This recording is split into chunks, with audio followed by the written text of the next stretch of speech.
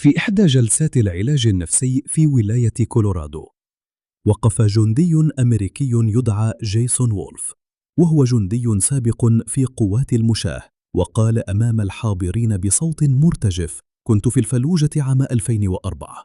نقوم بدورية اعتيادية في أحد الأحياء. رأينا سيارة قديمة مركونة على جانب الطريق دون سائق.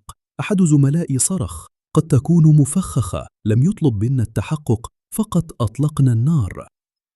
انفجرت السيارة فعلا، وبعد لحظات خرج طفل صغير من أحد البيوت يركض باكيا وهو يصرخ: أبي!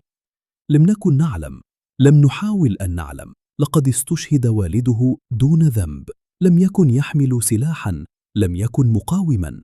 كان مجرد أب عراقي أنهى عمله وعاد بسيارته القديمة إلى منزله.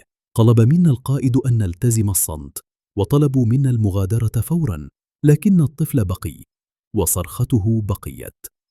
هذه ليست مجرد واقعة، إنها جريمة حرب. ما حدث في تلك اللحظة لم يكن خطأ عسكريا، بل جريمة حرب مكتملة الأركان. رجل مدني أعزل لا يحمل سلاحا استهدف بلا سبب وقتل أمام منزله. طفل عراقي استيقظ في الصباح ولديه أب، وفي المساء أصبح يتيما في وطن أكلته الحروب، وتحولت فيه البراءة إلى ذكرى والبكاء إلى يوميات. كم من طفل في العراق فقد والده بهذه الطريقة؟ كم من أم تنتظر عودة زوجها بينما جثمانه قد دفن بصمت؟